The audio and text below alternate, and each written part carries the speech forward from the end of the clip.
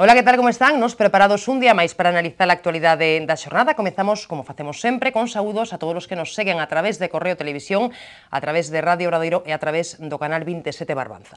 Primeiro asunto para hoxe, o tira-puxa entre Pachi Vázquez e Alfredo Pérez Rubalcaba. Resulta que a estas alturas da película seguesen a haber acordo entre ambos sobre o formato da consulta prevista para o 1 de xuño. Hoxe dicía Pachi Vázquez que segue adiante co seu proxecto de que ese día, o 1 de xuño, os militantes elixan en primarias o que será o próximo secretario xeral do partido, pero iso é algo que non encaixa neste momento nos estatutos do PSOE. Por aí imos empezar hoxe, pendentes tamén do momento que vive o nacionalismo. Na folla de ruta do Bloque está traballar por reconstruir o nacionalismo. Haberá que ver se o Bloque é quen de conseguilo e haberá que ver tamén se niso están tamén os de Beiras ou a xente de Compromiso por Galicia.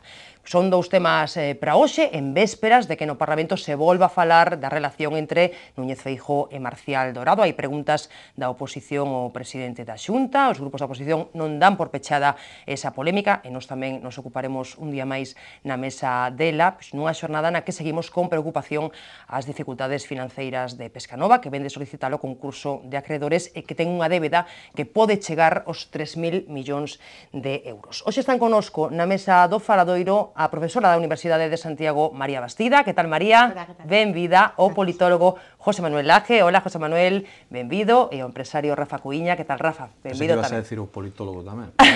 Se queres. Case que tamén, non?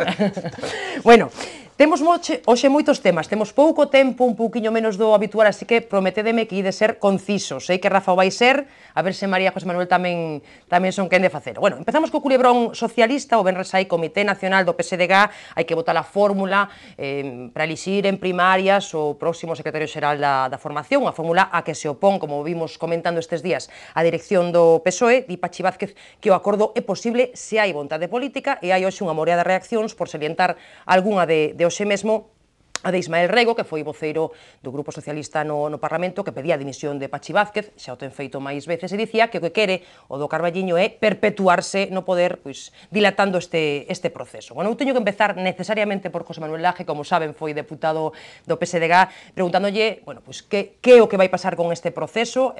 Primarias sí, primarias non, hai que respetar os estatutos, hai que respetar o que di o Comité Nacional do PSDG, e de paso xa, si tes favorito neste proceso. Bueno, moitas cousas. Bueno, vou intentar responder a ver, empezando pola última. A unha polo menos, non? Creo que estamos diante dunha situación ben triste, non, para o Partido Socialista. Ben triste, sobre todo, porque o que se percibe é que 6 meses despois dun gran batacazo electoral nas eleccións autonómicas, pois se siguen tirando cortinas de fume con un obxectivo, é dicir, seguir montando lío, con un embrollo que o único que conduce a máis polémica e, desde logo, que o que permite ver que os cidadáns siguen sin referencia alternativa ao goberno do PP en Galicia. O que se pode constatar con claridade é que os socialistas galegos non son quen nestes momentos de ofrecer unha alternativa política. E, mentras tanto, pues, que se ve que hai un debate en torno ao procedimento de forma permanente, e se leva así meses e meses, non? Pensábamos que estaba resolto e resulta que non, non? Bueno, eu cheguei a ler que había un acordo para facer unhas primarias, volvín a ler que os mismos que anunciaban que había primarias despois dicían que eran medio primarias, e agora volvín a ler que os mismos que anunciaron as primarias din que aquelas non o eran, pero agora se van a facer outras, non?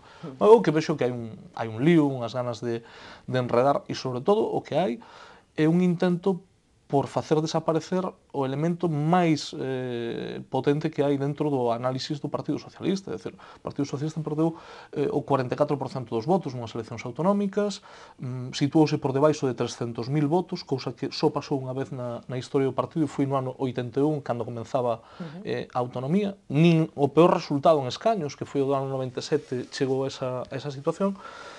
E o que se aprecia con claridade, desde logo, é que hai unha estrategia clara por parte de quen dirixe a organización para non quitarse do medio.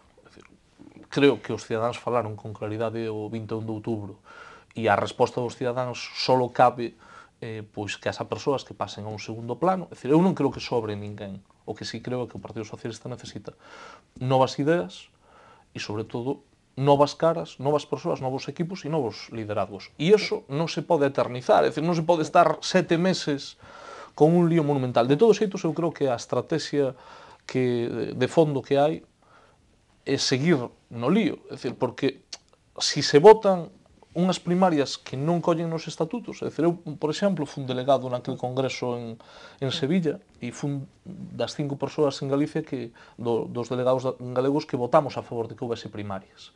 O resto ou non participaron na votación ou votaron en contra. Bueno, hai unhas normas, hai uns estatutos. Vamos a facer un brindis ao sol, porque se eu, que estou a favor das primarias, me preguntan o venres, votaría a favor das primarias, pero vanse poder celebrar. E se non se celebran, haberá que esperar o 20 de xullo e, polo tanto, anular xa o que está convocado e, polo tanto, quedar para setembro e que chegue a conferencia política.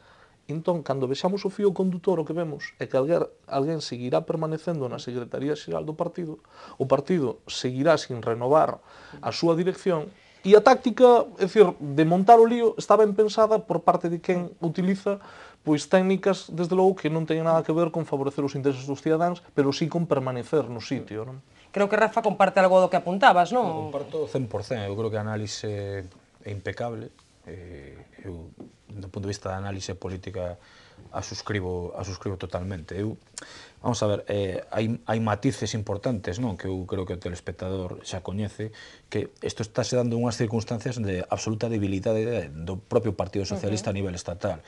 Quero decir que en outros tempos eu creo que esta pseudo-rebelión de Pachi Vázquez sería impensable. Cunha dirección forte. Cunha dirección forte. Entón, claro, a mellor están aproveitando esta circunstancia que ao final o que debilita aínda máis a imaxe do partido a nivel estatal, a nivel galego, pois como ti moi ben dixeches, pode estar un dos seus peores problemas da súa historia. Pero que ademais, eu creo que a propia militancia, como ti ben sabes, teño grandes amigos dentro do partido do PSDG, a propia militancia está absolutamente confundida porque non sabe nin que é o que ten que facer finalmente, nin se é o que lle dixeron ao principio, se era a fórmula mixta, se era o que anunciaron hoxe, e todo isto dá lugar a unha sensación de pesimismo por parte da militancia. E hai formacións, como é o caso de Alternativa Galega de Esquerdas, que eu creo que están pescando moi ben en estas aguas tan revoltas, cando creo, e eu creo firmemente, eu digo como socialdemócrata galeguista, pero como socialdemócrata que un partido de máis de 135 anos como é o Partido Socialista sempre ten que ser alternativa de goberno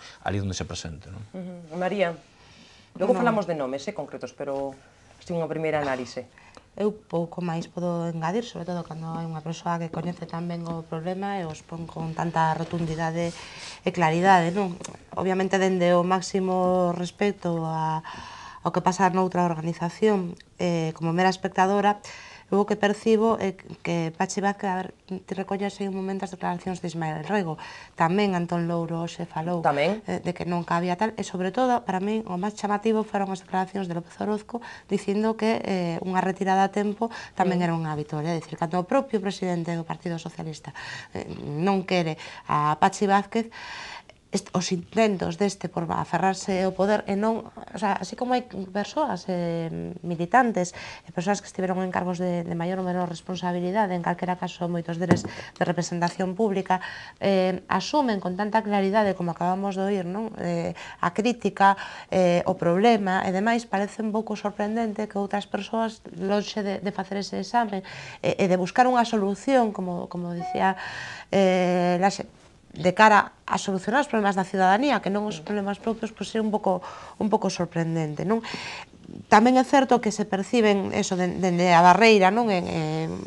Todos temos coñecido, non amigos como a ti moi probablemente, pero sí coñecidos no Partido Socialista, e sí se pode percibir certos movimentos internos que parece que polo menos ganas, empuxe, ganas de asumir esa situación e de sair do problema, buscar alternativa teñen, pero claro, a única oportunidade destas novas caras, destes novos movimentos pasa por unhas primarias, algo que este alonxado dos cables habituais de poder, non?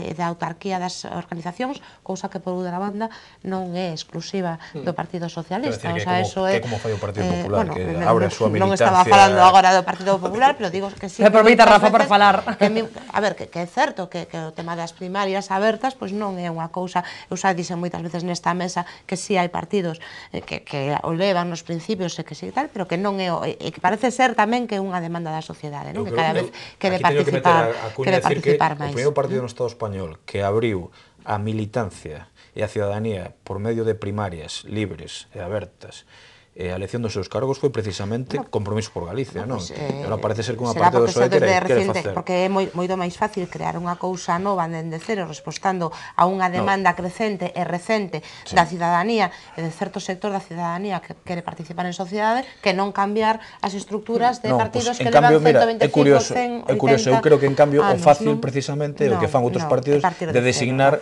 a dedo a determinados sucesores, a determinados cargos. Eso é o fácil. O complicado é abrir o partido precisamente a sociedade. Que eu creo dicindo que de cara a abrir ou de cara a cambiar as estruturas, de cambiar os xeitos, as formas de facer as cousas, é moito máis doado facelo dende cero que non cambiar estruturas... Estamos de acordo. Bueno, non interese ou non interese. Por falar de nomes, porque vos que non dabades ningún candidato en firme, José Ramón Gómez Besteiro, José Manuel Vázquez, o alcalde da Illa, e logo algún que pode ser que se presentou. Non sabemos de momento. Iván Puentes, exalcalde de Fene, cabeza visible de Novo Socialismo Galego. Veremos que pasa con Pachi Vázquez, que tamén estamos á espera de sabelo. Eu preguntaba a Laje se ten algún favorito, non me respondía, pero fago outra vez a pregunta, e de paso xa, María Rafa, non sei se ven alguén que poida ter boa pinta para ser o próximo secretario xeral do partido. A ver, Laje. Non podo ser obxectivo, porque hai un elemento de subjetividade evidente, é dicir, cando mencionas a Iván Puentes non só mencionas a un compañeiro do Partido Socialista, sino a un amigo, non? E polo tanto, bueno, eu creo que é unha persona que o faría moi ben se os militantes do Partido Socialista o elixiran como secretario xeral. Creo que sería ademais unha resposta fresca, que ademais, lóxicamente, sería capaz de cambiar a forma de levar o partido dos últimos anos. O Partido Socialista necesita, primeiro, cohesión, pechar unha etapa, abrir unha nova etapa con novas ideas, pero tamén necesita, fundamentalmente, novas caras que os cidadáns poden identificar cunha nova forma de facer política. Creo que Iván representa ben esos valores. Creo que é unha persona con experiencia no ámbito municipal, hoxe non é alcalde, entre outras razóns, porque outra forza política teóricamente situado no ámbito da esquerda, como o Bloque Nacionalista Galego, decideu aliarse co Partido Popular en Fene e, polo tanto, permitir que o Partido Popular gobernara ali, que é legítimo, lóxicamente, só faltaría, o que supón certa contradicción coas posicións que teñen defendido. El ten experiencia no ámbito local, é unha persona formada, que tivo responsabilidades na organización xuvenil do partido, e eu creo que o faría ben, pero creo que aínda non se está nese... creo que non se chegou a ese punto, non? De todos os xeitos, creo que é unha das persoas chamadas... Pero sí que anda percorrendo as agrupacións locais, non? Está explicando un pouco o proxecto do Novo Socialismo Galego, non? Aí sí. O movimento, o Foro Novo Socialismo Galego, naceu precisamente para dar resposta a esa derrota electoral e para abrir unha nova vía de esperanza e de ilusión para a militancia, e ao final o que fixo foi elexir un portavoz nacional neste caso, para expoñer un documento político que está elaborado, do cal, é dicir, a cabeza visible dese documento foi Xaquín Fernández Liceaga, que foi a persona que o elaborou, e tamén un pouco cambiar cal é a idea a hora de que nas organizacións políticas non sexa só un liderazgo unipersonal, sino conformar liderazgos colectivos, é dicir, que hai un equipo de persoas, uns con moita experiencia, outros con moita menos, pero todos con suficiente capacidade e presencia tamén territorial, que tamén é importante, para dar unha nova resposta. A parte de Iván, ti citabas a outros compañeros socialistas, como Manel Vázquez, o alcalde da Illa, que, bueno, tamén ten a súa experiencia, o propio José Ramón Gómez Besteiro, presidente da Diputación de Lugo, que o ten manifestado xa fai tempo, e que creo que tamén podría facelo ben. E iso é o que sabemos a día de hoxe, non? O que pasa é que eu creo que o que inturbia absolutamente todo o que está pasando no Partido Socialista é a posición do seu secretario xeral, porque a posición do seu secretario xeral non se explica se non é por un ánimo de permanecer. Se non se entende o lío todo este que está montado. É dicir, se unha persoa, despois dunha contundente derrota, de ter dividido o partido, de facer da división o elemento central de supervivencia, da súa supervivencia como secretario xeral, é dicir, de xerar divisións ali onde non as había, solo co ánimo de sobrevivir en términos orgánicos, bueno, o normal sería que en xaneiro, en decembro, en xaneiro, se tivera celebrado ese congreso que dera pé a unha nova dirección e unha nova proposta política. Non foi así, tampouco foi en marzo, tampouco foi en abril. Que dá a impresión? Bueno, pues dá a impresión de que precisamente esa decisión que se agocha debaixo da mesa é o que está perturbando e o que está impedindo realmente o proceso de renovación do Partido Socialista. E non é importante polo Partido Socialista, é importante porque a sociedade ten que poder ver algo máis que o goberno. O goberno a uns gustalle e a outros non. Pero os cidadáns non se moven tendo unha única opción de goberno. Hai outras alternativas, pero alternativas que a día de hoxe se fundamentan máis nunha posición anti que a favor de. Esa é a miña visión, ao mellor estou equivocado, pero desde logo creo que a sociedade necesita que o Partido Socialista volva a aparecer. A ver, Rafa e María, algunha cousa máis ao respecto, antes de falar do nacionalismo? Pois, antes de falar do nacionalismo, eu creo que Iván Puentes representa un novo xeito de concebir a política e o Partido Socialista, non? Aparte de que pode ter amistad con el tamén, como é o caso de Laje, pareceme unha persona que aporta frescura. Eu creo que é socialista dos de verdade, quero decir, máis que de determinadas etiquetas e logo facer outro tipo de políticas que son moi afastadas do que é a socialdemocracia. Eu sí creo que Iván Puentes pode representar eso. Non sei se é o seu momento agora mesmo, non o teño de todo claro, pero eu, dende logo, dende outro partido, pero desexolle o mellor. E a alternativa de José Ramón Gómez Besteiro, eu creo que é un candidato moi forte e que na militancia tanto do PSG como no votante medio do PSG pode chegar a enganchar tamén, non? Para facer esa renovación, pero teño que partir da base de suscribir unha vez máis as palabras de Laje, e a partir de agora temos que vir o tío eu, non contaba eu con isto. Porque estamos de acordo, que todo ten que pasar pois por un cambio de escenario absolutamente diferente ao que se vive de hoxe no PSG. A ver, María. Home, vamos a ver, eu penso que se falamos de afinidades persoais e simpatías, pois lóxicamente Iván ten moitos adeptos. Vaya, pois mira, cadrou unha mesa todos... Pero penso, non, é unha persoa na que os tres coincidimos e, bueno, pois as afinidades, insisto, persoais teñen estas cousas, non? O meu, francamente, e lóxicamente tamén non teño candidato porque senón estaría votando noutra forza política. Sí que o tes. Iba a dicir xusto eso, que se penso... Xa o dixo Paula Prado tamén a vocera do PPD. É que sempre te adiantas, hombre, sempre te adiantas. Se penso dende un punto de vista absolutamente egoísta, pois lóxicamente claro que teño o meu candidato que sería o teu. Iba a dicir antes, ti non terás favorito, tes o antifavorito. Eu son seguidor do Barcelona e do Deportivo, pero non son antimadridista, nin son anticeltista, todo o contrario. Neso coincidimos. De feito, espero que o Celta tamén se salve. Bueno, non falemos de fútbol, que non teño tempo, Simplemente por rematar, é dicir, dende un punto de vista egoísta, pois claro que teño o meu favorito. Agora que penso que non é o momento, nin é lóxico, ten que primar a solidaridade, repito, nese sentido, algo que dixen tamén moitas veces xa nesta mesa, polo tanto non me vas a poder acusar de estar facendo política nin demagoxia, que o peor que lle pode pasar a un país, a un goberno, é non ter unha alternativa.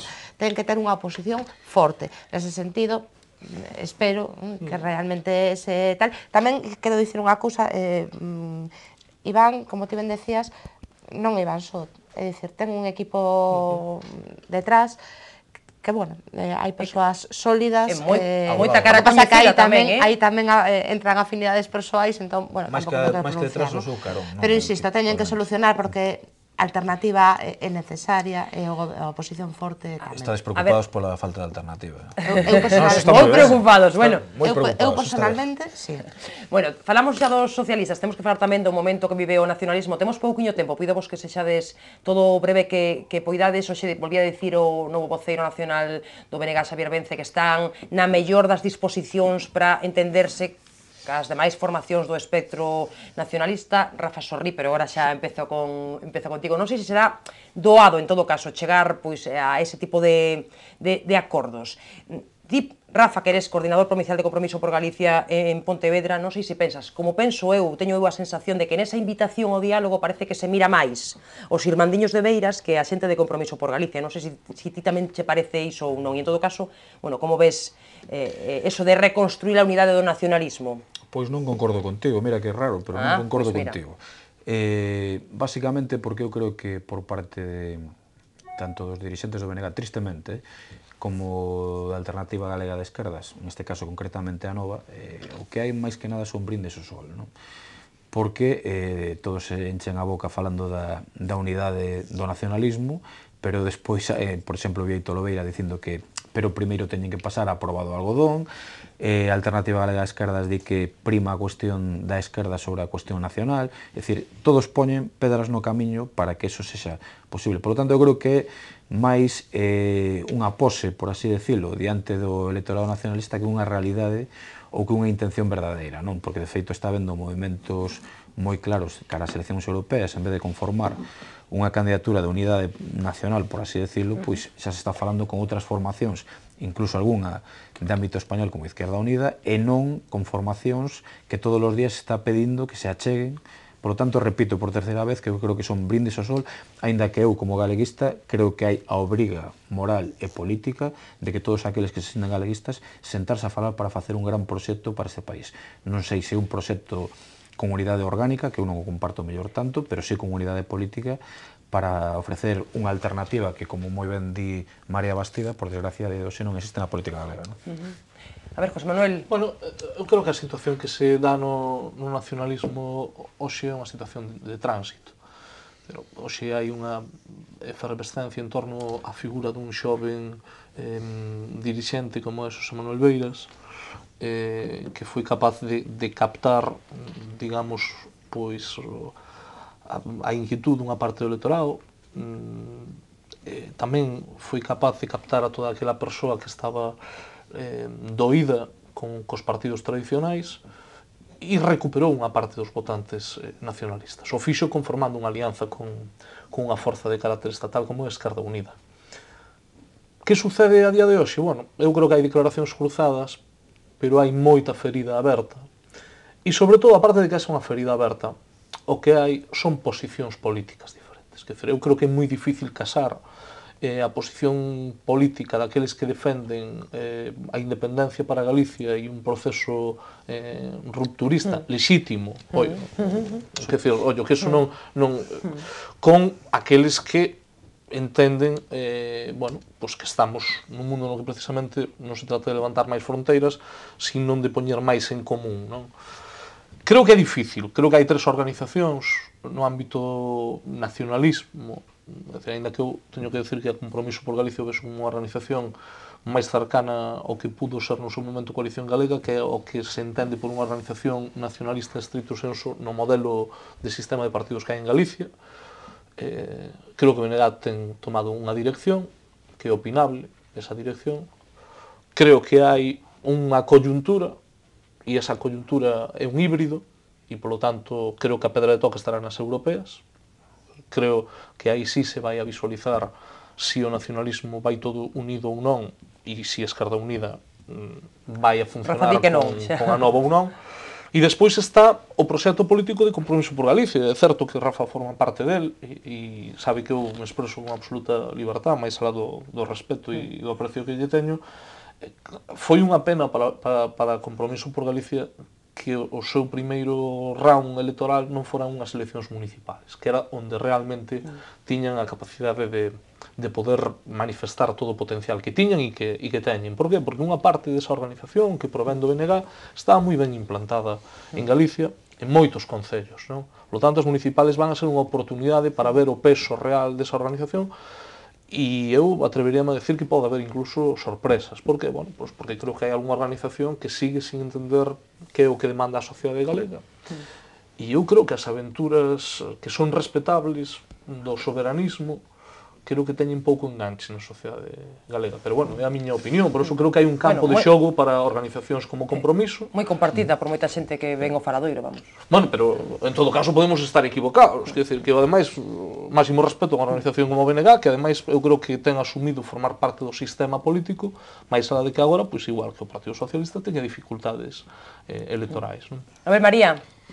Sí, o que pasa que eu penso que mentras que o Partido Socialista, como ti ben explicabas antes, ten moi asumido que son os seus propios problemas internos, non? Os que lle fan pois eso, o desencanto da sociedade, o desencanto da cidadanía, que lles fixo culpable de certas cuestións e de certos certos problemas que todos coñecemos, que pagaron unha factura, é dicir, problemas máis ou menos propios. Penso que o BNG fai culpable da súa derrota, da súa caída en votos, que tan chamativa ou máis que a vosa, a Nova directamente, aos irmandiños de Beiras, non? Entón eu penso que este tipo de mensaxes, este tipo de guiños, como dicíades antes, se explican única e exclusivamente dende un punto de vista oportunista. É dicir, só poderemos volver a xogar nese terreno de xogo con igualdade de condicións e igualdade de condicións se estamos unidos, non? Eso explica tamén, é dicir, eles apostan máis ou conxugan, ou para mí explícase moito mellor isto se tes en conta o xiro radical que está dando o BNG. É dicir, postulándose, aproximándose moito máis a radicalidade extrema de a Nova AGE, non? Que a outro tipo de posturas máis calmadas, máis sensatas, que, bueno, pues que poderían ter maior encaixe. Se me permitides, que eu despois creo que as persoas influen moito. Non me viña a cabeza agora, estaba escoitando a María, e escoitaba que era un pouco contundente, dice, que son adopta unha posición radical. Claro, eu penso, por exemplo, en Rubén Cela, non? O voceiro do BNG en Santiago. Sí, que de radical ten pouco. Claro, que é unha persona tan razonable, en términos personais e políticos, non? E digo, que é injusto... Pero mesmo Xavier Vence, Si, bueno, eu a Vence non teño que recoñecer que non o coñezo, non podo ter unha opinión formada sobre ele, e, polo tanto, quero ser prudente, non podo decir aquilo que non coñezo. Pero sabes que pasa, José Manuel? Pero Rubén, por exemplo, é difícil de encaixar nese retrato que facía María, non? Que sucede? Que é moi difícil de interpretar unha realidade galega na que unha organización política como o BNG foi capaz de agrupar a todo o nacionalismo despois dun proceso tan longo, verdad? E que todo voara polos aires, fixo que, primeiro, que se fragmentara en varios anacos e tamén que de algún xeito impida certo funcionamento dun sistema de partidos que era moi identificable. Había tres forzas políticas, é dicir, o Partido Popular tiña a súa... Se me deixades rematar, porque eu tamén nada, estou completamente... Falar aos nacionalistas españoles. Non, só unha cousa, que é verdade que pensando nas persoas, pois eso, tipo Rubén Cela ou outras persoas que están, que sí, que non encaixan, pero tamén é certo que cando ves que un partido político non ten ningún problema en renunciar a un principio tan teóricamente sagrado soberano, non? Como antes dicía Rafa, como é o caso de Beiras e a Nova, non? En aras do oportunismo de concurrir ás eleccións con outras garantías, non dicías algo así como renunciar a soberanía en aras do capital que aportaba a Izquierda Unida ou algo así, non? Entón, cando ves que son capaces de eso, pois cuanto máis renunciar a certas actitudes condescendientes e tranquilas en aras de oportunismo, de cosecha de votos populistas a través da radicalidade. Non teño ningún tipo de dúbida. A ver, 10 segundos, e Rafa que me queda tamén. Non, digo que aí había unha oportunidade. O que pasa é que, a ver, incluso naqueles días casi coincidimos nalgúns sitios nos que se vivían determinadas reunións e eu recordo unhas cousas que apuntaba Rafa daquela, non é? É certo que cada organización utilizou as técnicas que quiso. Que pasa? Que se intuía que a escisión do BNG daría lugar a un acordo, a un entendemento entre o que hoxe é Compromiso por Galicia e o que é a Nova. Eso non se produxo. Bueno, houve un movimento táctico, é dicir, a quen o formulou lle saiu ben. Digamos que o que a mí me parece que debía ter pasado, só eu dixen naquele momento aos compañeros, incluso a Vasco, a última vez que estiven aquí, sabe que lle quero ben, creo que se equivocaron en non chegar a un acordo con Beiras, pero tamén é certo que despois está a outra parte, non para non volver atrás, non, está a outra parte, a da cociña interna, que eles saben tamén os seus motivos e o que pasou. Que sucede? Mais alá das cuestións de cociña, o que temos en riba da mesa é unha fragmentación do mapa político no ámbito da esquerda, do centro-esquerda, que vai a supoñer que nas eleccións municipais se den por primeira vez casuísticas de decisións en torno á conformación de gobernos con máis de 3 forzas políticas. Cando a toda agora o sistema de partidos en Galicia estaba moi simplificado, é dicir, o Partido Popular tiña maioría absoluta ou os cidadáns sabían que o máis probable é que houbera un acordo con tiranteces, con dificultades entre o BNG e o PSDG, non? Entonces, vai introducir un novo factor, tal, non digo, ollo, con isto non lle resto posibilidades ao pluralismo e adiante con todo o pluralismo do mundo, pero eso é así, é dicir, hai máis... As cousas cambian. Claro, as cousas cambian, non? As cousas cambian e vamos a ver como se xoga neste tableiro. Que tamén é certo que é preocupante vista a estabilidade, ou mellor dito, a inestabilidade dos gobernos bipartitos, sobre todo nos concellos, estamos vendo todos os días, non sei ata que punto... Santiago é o mellor exemplo de goberno bipartito onde hai inestabilidade, María. Non sei ata que punto poderíamos confiar na gobernabilidade de 5 ou 6 forzas. Que eso se cae polo seu pé, non? Xo digo, ti fíjate, Santiago se lle decía, non, que goberna o Bloque e o PSDG, pero se non hai un bipartito máis inestable que o do Concello de Santiago, e non é un bipartito, é o bipartito do P e do P, o sea, do PP. Agora falades da publicidade. A ver, Rafa. Eu, que me coñecedes nesta mesa habitualmente, son bastante guerreiro, estou moi tranquilo, porque observo con agrado como dende o nacionalismo español pois se fala do nacionalismo galego e pareceme moi ben. Nos interesa tanto como a ti. Porque eu non son nacionalista español, non sei se é nacionalista galego ou español. É que Galicia nos interesa a todos. Sodes dous nacionalistas españóis que, por certo, me caen moi ben. Bueno, o que quería decir é que é tan simple e tan complicado todo isto que estamos dicindo como que hai unha cuestión evidente. Elaje saberá incluso mellor que María ou incluso mellor que a min, porque isto é o que viviu no Parlamento e na súa actividade política durante moito tempo. É un problema cos egos persoais dos líderes nacionalistas que agora mesmo hai en Galicia, non? Hai rencillas de hai moitísimos anos, hai pois xente que non se quere sentar unha mesa a falar con xente como Paco Rodríguez da UPG, que non quere saber nada de Xosé Manuel Beiras, que si Carlos Emerich pois tivo determinadas actitudes con determinadas persoas que non queren agora pois que entren outras posibles formacións. Quero decir que o tema é tan lamentable, porque é unha cuestión de egos, en vez de ser unha cuestión política, é unha cuestión de achegar novas propostas á sociedade, de contemplar o nacionalismo dende outro punto de vista, dende un punto de vista moitísimo máis moderno, que sexa construtivo para este país, con novas formacións, como pode ser o caso de Compromiso por Galicia, incluso a nova que traia, como decía antes de Iván Puentes, o necesario aire fresco tamén ao mundo do nacionalismo galego. E o único que estamos facendo é falando de batalliñas entre uns e outros que eu creo que non conducen a nada, conducen a situación que ten insostible, por certo, que ten a día de hoxe o nacionalismo galego, non? Bueno, se vos parece, facemos unha pequena pausa para a publicidade, quedanos só uns minutos á volta, algunha outra cuestión que paga a pena comentar, así que nada, pequeno descanso, volvemos de contado no Faladoiro.